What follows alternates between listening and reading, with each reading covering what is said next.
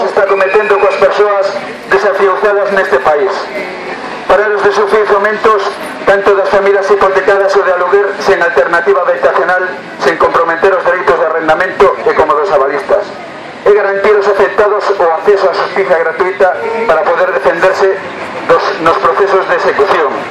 En calquera caso, garantir que ninguna persoa quedese en situación de desamparo habitacional.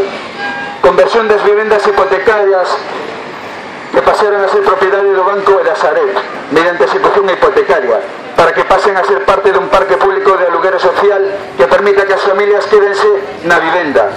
Realización dunha auditoría social sobre o funcionamento do mercado hipotecario. Existen indicios fundados que nos indican que a cidadanía foi obxecto dun gran fraude que debe ser investigado para poder establecer as responsabilidades de entidades empresariais bancarias, así como das instituciones públicas.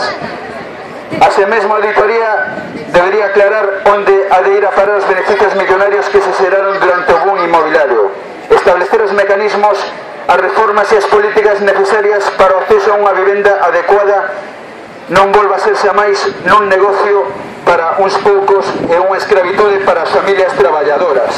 Moitas gracias. Somos a PA. Sí se puede.